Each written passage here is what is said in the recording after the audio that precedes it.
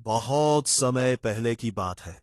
सूरजपुर नाम के एक छोटे से गांव में एक बेहद अमीर व्यक्ति रहता था, जिसके पास दौलत की कोई कमी नहीं थी। ऐसा लगता था जैसे भगवान ने उसके आंगन में सोने की बारिश कर दी हो। लेकिन इस दौलत से भी ज्यादा कीमती उसके लिए उसकी बेटी सुहानी थी। उसकी खूबसूरती की पूरे गांव में मिसाल दी जाती थी। गांव की सारी सुंदरियां उसके आगे फीकी लगती थीं। इसी गांव में एक युवक भी रहता था, जिसका असली नाम राजेश था, लेकिन लोग उसे गरीब आशिक कहकर पुकारते थे। किस्मत ने उसके हिस्से में गरीबी लिख दी थी, और वह उसी हाल में जीता रहा। उसके पास ना कोई धन दौलत थी, ना ही कोई बड़ी जायदाद। अगर कुछ था तो बस एक सच्चा दिल और गीत गाने की बेजोड़ कला। वह शादियों, उत्सवों और अमीरों के जश्न में अपने मधुर स्वरों से लोगों का दिल बहलाता था। ऐसे ही एक विवाह समारोह में राजेश ने पहली बार सुहानी को देखा था। उसकी खूबसूरती ने राजेश के दिल पर गहरी छाप छोड़ दी। दोनों की नजरें मिली और धीरे धीरे वे एक दूसरे को चाहने लगे। लेकिन सुहानी गरीब आशिक के लिए सिर्फ एक सपना थी, जिसे हकीकत बनाना नामुमकिन था। एक दिन राजेश उदासी में डूबा बैठा था। तभी सुहानी उससे मिलने आई। उसने चिंता से पूछा, तुम इतने उदास क्यों हो? राजेश ने गहरी सांस ली और कहा, मैं तुमसे बेइंतहा प्यार करता हूं, लेकिन यह हकीकत भी जानता हूं कि मैं तुम्हें कभी हासिल नहीं कर सकता। सुहानी ने मुस्कुराकर कहा, तुम हिम्मत क्यों हारते हो? मेरे पिता बहुत दयालु है। वे खुद हमारी शादी का खर्च उठाएंगे और हमें इतनी दौलत देंगे कि हमारी जिंदगी आराम से गुजर सके। राजेश ने हल्की हंसी के साथ कहा, तुम सही कहती हो। तुम्हारे पिता मेरी शादी का पूरा खर्च उठाएंगे। लेकिन क्या तुमने सोचा है, अगर आगे चलकर तुम्हारे मन में यह अहंकार आ गया कि मेरे पास जो भी है वह सब तुम्हारी बदौलत है? मैं नहीं चाहता कि यह एहसास मेरी मोहब्बत को छोटा कर दे। इसलिए मैंने एक फैसला किया है। राजेश ने अपनी मुट्ठी भींचते हुए कहा, मैं 7 साल तक मेहनत करूंगा, अपने दम पर दौलत कमाऊंगा और फिर तुम्हारे पास लौटूंगा। अगर मैं ना लौटा तो तुम मेरी उम्मीद छोड़कर अपनी जिंदगी में आगे बढ़ जाना। सुहानी की आंखों में नमी छा गई, लेकिन उसने वादा किया कि वह तय समय तक उसका इंतजार करेगी। हालांकि उसने एक शर्त रखी, अगर 7 साल पूरे होने के बाद भी तुम वापस नहीं आए तो मैं तुम्हें भूलकर किसी और के साथ शादी कर लूंगी। राजेश अपनी मां के पास पहुंचा, उनका आशीर्वाद लिया, अपनी छोटी बहन के माथे को चूमा और फिर कंधे पर एक झोला डालकर गांव से निकल पड़ा। लेकिन तभी पीछे से घोड़े की टापों की आवाज आई। उसने मुड़कर देखा। यह कोई और नहीं बल्कि विक्रम था, जो लंबे समय से सुहानी को चाहता था। विक्रम ने मुस्कुराकर कहा, मैं भी तुम्हारे साथ चलूंगा। मुझे लगता है कि हमारी मंजिल एक ही है। राजेश ज्यादा खुश तो नहीं था, लेकिन वह मना भी नहीं कर सकता था। दोनों साथ साथ सफर पर निकल पड़े। बहुत दिनों तक चलने के बाद वे एक गहरी नदी के किनारे पहुंचे। सामने कोई पुल नहीं था, ना ही नदी में कोई ऐसा उथला हिस्सा था जिससे पैदल पार किया जा सके। विक्रम ने राजेश की ओर देखते हुए कहा, तुम तैरकर नदी पार कर जाओ, मैं तुम्हारे पीछे आता हूं। राजेश ने अपने जूते उतारकर किनारे रख दिए और नदी में कूद पड़ा। जैसे ही वह दूसरी ओर पहुंचा और मुड़कर देखा, उसकी आंखें फटी रह गई। विक्रम उसके कपड़े समेटकर घोड़े पर सवार हो चुका था और पूरी रफ्तार से सूरजपुर की ओर भाग रहा था। राजेश चीख पड़ा, यह कैसा धोखा! लेकिन अब कुछ नहीं किया जा सकता था। विक्रम सांप की तरह सरसराते हुए गांव की ओर बढ़ गया। गांव पहुंचते ही उसने राजेश के कपड़े लेकर उसकी मां के पास पहुंचा और झूठ बोला, तुम्हारा बेटा नदी पार करते समय डूब गया। यह रहे उसके कपड़े। राजेश की मां पर दुखों का पहाड़ टूट पड़ा। अपने बेटे के कपड़ों को छूते ही वह जोर जोर से रोने लगी। राजेश के कपड़े लेकर उसकी मां सीधी सुहानी के पास पहुंची। आंखों में आंसू भरे कांपती आवाज में बोली, बेटी, राजेश डूबकर मर गया। यह उसके कपड़े हैं जो विक्रम लेकर आया है। अब तुझे पूरी छूट है, जिससे चाहे शादी कर सकती है। यह सुनकर सुहानी मुस्कुराई और बोली, मां, तुम भी किसकी बातों पर यकीन कर रही हो? यह सब विक्रम की मनगढ़ंत कहानी है। जब तक 7 साल पूरे नहीं हो जाते मैं किसी और को अपना पति नहीं बना सकती। यह कहकर उसने दीवार से बांसुरी उतारी और वही धुन बजाने लगी, जिसे सुनकर कभी राजेश उसके करीब आया था। इधर राजेश नंगे पांव भूखा प्यासा एक अनजान गांव में पहुंचा। वहां के भले लोगों ने उसे कपड़े दिए, भोजन कराया और जब उसे गाते सुना तो मंत्रमुग्ध हो गए। धीरे धीरे राजेश का संगीत पूरे क्षेत्र में प्रसिद्ध होने लगा।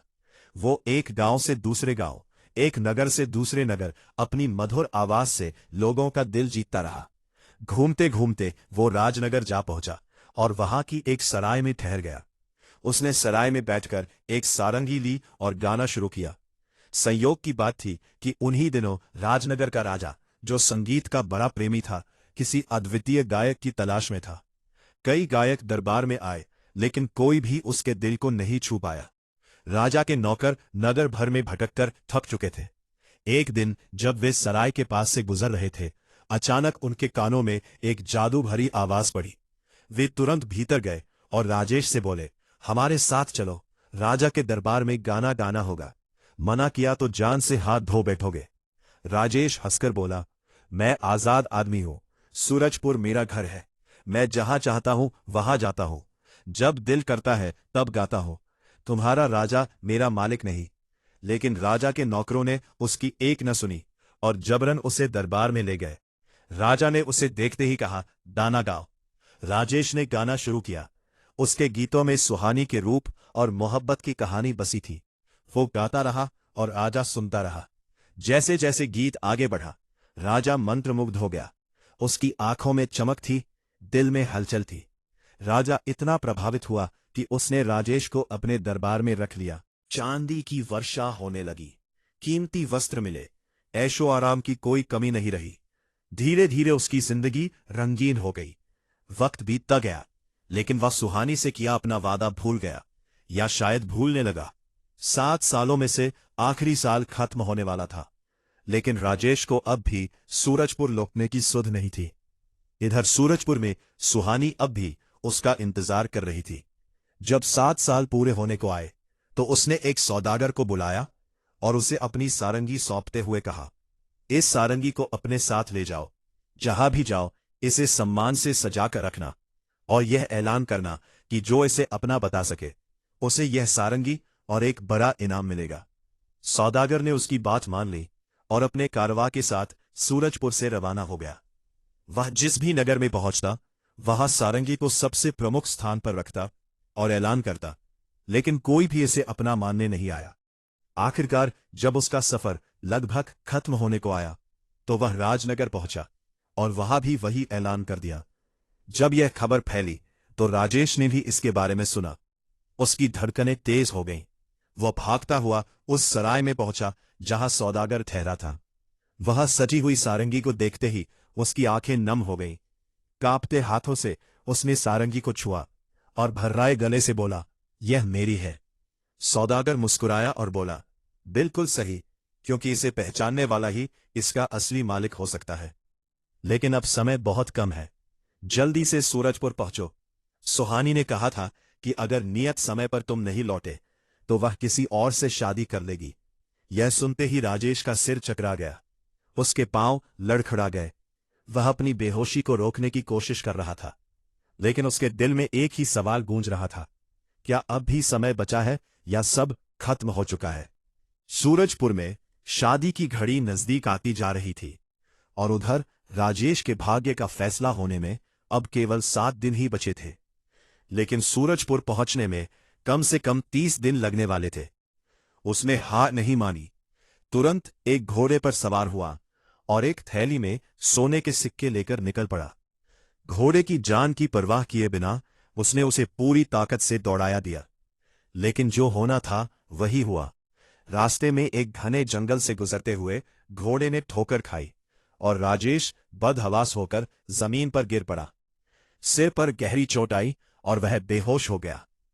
एक दिन बाद जब उसे होश आया तो खुद को एक कुटिया में पड़ा पाया।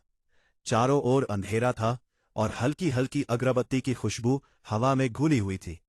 सामने एक साधु खड़ा था जिसने मुस्कुराकर कहा, आंख खुल गई बेटा, तुम जंगल में बेहोश पड़े थे, मैं तुम्हें उठाकर यहां ले आया। बताओ तुम कौन हो और कहाँ जाना है? राजेश ने कराहते हुए उठने की कोशिश की, लेकिन शरीर में दर्द की लहर दौड़ गई। धीरे धीरे उसने अपनी पूरी कहानी साधु को सुनाई और कहा, मुझे हर हाल में सूरजपुर पहुंचना है, लेकिन अब यह असंभव लग रहा है। मेरी मोहब्बत मुझसे छीनने वाली है और अब आत्महत्या के अलावा कोई चारा नहीं बचा।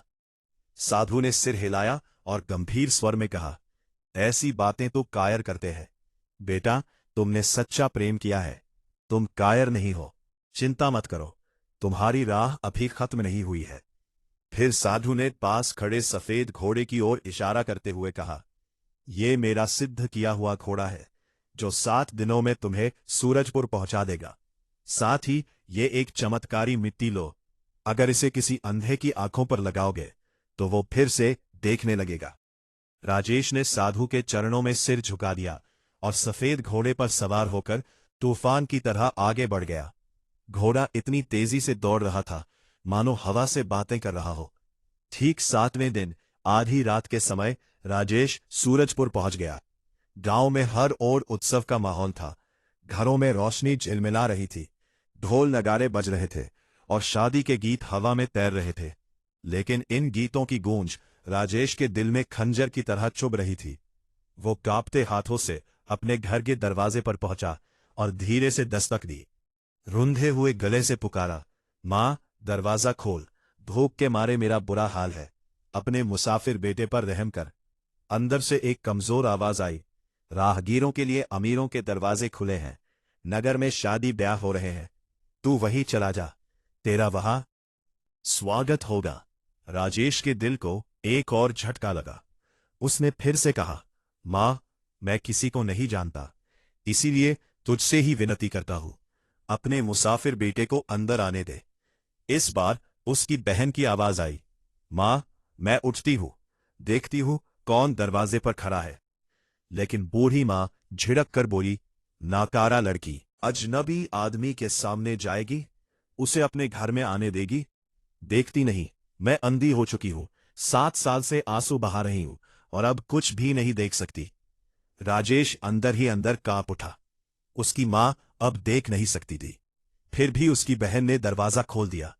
राजेश अंदर आया, लेकिन किसी ने उसे पहचाना नहीं।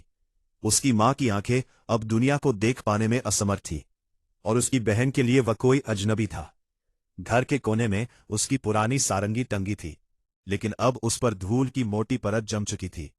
उसने मां से पूछा, मां, दीवार पर वह क्या लटका है? बूढ़ी मां ने रूखे स्वर में कहा, तू भी अजीब मेहमान है, बस यह गनीमत समझ कि तुझे रात गुजारने के लिए छत और एक वक्त की रोटी मिल रही है। ईश्वर का नाम ले और सुबह यहां से चला जा। राजेश की आंखें भर आईं। उसने फिर से कहा, मां, मैं पहले ही बता चुका हूं कि मैं तेरा बेटा हूं और यह मेरी बहन है। मैं बस इतना जानना चाहता हूं कि वह दीवार पर टंगी चीज क्या है। बूढ़ी मां ने झुंझुलाकर कहा, वह सारंगी है। राजेश की सांसें रुक गईं। कांपते होठों से बोला, सारंगी? किसकी सारंगी? बूढ़ी मां ने आह भरी और कहा, मेरे दुखियारे बेटे की। 7 साल से वह यहीं टंगी है, किसी भी जीवित आदमी ने इसे हाथ तक नहीं लगाया। राजेश की बहन ने धीरे से सारंगी उतारी और उसे पकड़ा दिया। जैसे ही उसके हाथों ने उस जानी पहचानी धड़कन को महसूस किया, उसकी आंखों से आंसू गिर पड़े। उसने सारंगी को सीने से लगाया, फिर ऊपर आसमान की ओर देखा और कांपती आवाज में प्रार्थना की, हे ईश्वर, मैं अपने मन की इच्छा पूरी करने के लिए जा रहा हूं, मेरा साथ देना। राजेश ने कांपते हाथों से सारंगी को उठाया और तांबे के तारों को हल्के से छेड़ा। अचानक कमरे में झनकार गूंज उठी और एक पुरानी धुन हवा में घुल गई। उसने गहरी सांस ली और गाना शुरू किया। उसकी दर्द भरी आवाज ने रात के सन्नाटे को चीर दिया। उसकी मां की आंखों से आंसू बहने लगे। वो बिलखते हुए बोली, तेरा नाम क्या है बेटा? तेरे गीत ने मेरे दिल को छलनी कर दिया है। बुढ़िया कांपती आवाज में बोली, आज ही मैंने एक सपना देखा था कि मेरे बाल पूरी तरह सफेद हो गए हैं। 7 सालों के आंसुओं ने मेरी आंखों की रोशनी छीन ली है। तेरी आवाज मेरे राजेश से मिलती है। बता, मेरा बेटा कब लौटेगा? राजेश की आंखों में आंसू थे। उसने मां को समझाने की बहुत कोशिश की कि वो उसी का बेटा है, लेकिन मां को यकीन नहीं हुआ। वो कुछ पल चुप रहा, फिर धीरे से बोला, माँ, कम से कम इतना कर दे कि यह सारंगी मुझे कुछ देर के लिए दे दे। मैंने सुना है कि पास ही में एक शादी हो रही है, वहां जाकर गाऊंगा, बजाऊंगा और जो कुछ मिलेगा उसे तेरे साथ बांटूंगा। बुढ़िया सख्त लहजे में बोली, नहीं, जब से मेरा बेटा गया है यह सारंगी घर से बाहर नहीं गई। ये मेरी आखिरी निशानी है। राजेश ने धीरे से अपनी थैली से कुछ सोने के सिक्के निकाले और मां के सामने रख दिए। देख, ये सोने के सिक्के हैं, अब ये सारंगी मेरी जिम्मेदारी है। बुढ़िया ने थैली को टटोला और सिक्कों की चमक महसूस होते ही उसने धीरे से सिर हिलाया। ठीक है, लेकिन इसे संभाल कर रखना। राजेश की बहन ने उसे शादी वाले घर का रास्ता दिखाया और वो वहां जा पहुंचा। बहन दरवाजे पर खड़ी रही क्योंकि उसे ये देखना था कि आगे क्या होने वाला है। इस घर में सुहानी रहती थी और इसी रात उसकी शादी विक्रम से होने वाली थी। विक्रम अपने रिश्तेदारों और साथियों के साथ खाने पीने में मस्त था। दूसरी ओर सुहानी पर्दे के पीछे अपनी सहेलियों के साथ बैठी थी। उसके एक हाथ में शराब से भरा प्याला था और दूसरे हाथ में एक तेज खंजर। उसने कसम खाई थी कि वो विक्रम के पलंग पर पांव रखने से पहले अपनी जान ले लेगी। तभी उसने सुना कि कोई अजनबी आया है और गीत गाने की इजाजत मांग रहा है। विक्रम ने हंसते हुए कहा, बेशक, गाओ, ये खुशी का मौका है। गाने और नाचने वालों को भला कौन मना कर सकता है। अगर तुम्हारा गीत मुझे पसंद आया तो मैं तुम्हें इनाम दूंगा। राजेश ने अपनी सारंगी उठाई, उसकी तारों को छुआ और गाना शुरू किया। राजनगर में मैंने मिश्री मदिरा का जाम लगाया, 3 ही दिनों में मैं उड़कर यहां पर आया। विक्रम का छोटा भाई, जो कुछ ज्यादा समझदार नहीं था, तुरंत खंजर निकालकर चिल्लाया, झूठ बोलता है। राजनगर से यहां कोई 3 दिनों में कैसे आ सकता है। विक्रम ने उसे शांत करते हुए कहा, अरे भाई, ये गायक है, अपनी कल्पना में तो ये सारी दुनिया घूम सकता है, इसकी बातों को गंभीरता से मत लो। लेकिन उधर पर्दे के पीछे सुहानी की सांसें थम गई, उसकी आंखें चमक उठी।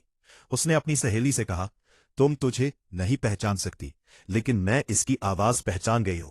ये मेरे गरीब आशिक की आवाज है। इतना कहते ही उसने झर का प्याला फेंक दिया और खंजर को दूर उछाल दिया। फिर वो पागलों की तरह दौड़ती हुई झरोखे के पास पहुंची, जहां से राजेश को देखा। उसकी आंखों में आंसू भर आए। ये वही है। उसे अब और कुछ नहीं दिखा, ना दुनिया, ना समाज, ना शादी की रस्म। वो भागती हुई राजेश के पास पहुंची और उसके गले से लिपट गई। दोनों कुछ पलों तक बेसुध पड़े रहे। विक्रम का भाई ये देखकर आग बबूला हो गया। उसने खंजर निकाला और उन दोनों पर टूट पड़ा, लेकिन विक्रम ने उसे रोकते हुए कहा, अपना गुस्सा ठंडा कर। जो मेरे भाग्य में था मुझे वही मिला, और जो मेरा नहीं था उसे मैं कभी भी हासिल नहीं कर सकता। कुछ पलों बाद जब सुहानी को होश आया तो वो लाज के मारे लाल हो गई। उसने अपने हाथों से चेहरा ढक लिया और पर्दे के पीछे छिप गई।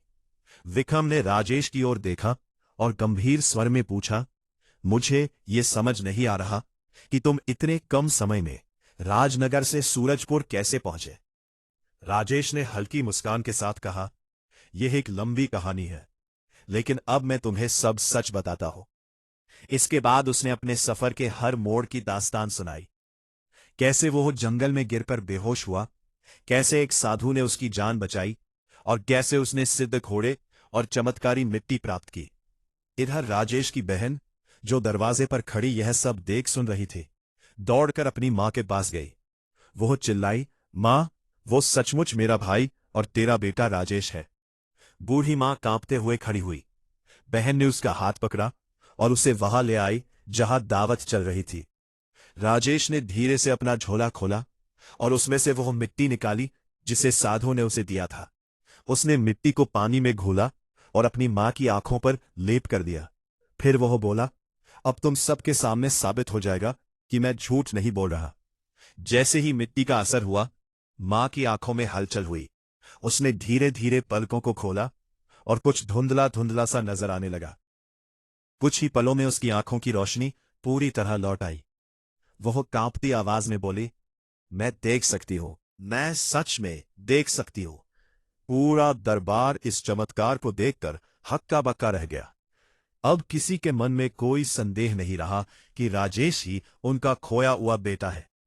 दूसरी ओर विक्रम, जो सुहानी से प्रेम करता था, उसकी आंखों में अब भीगी भीगी सी नमी थी।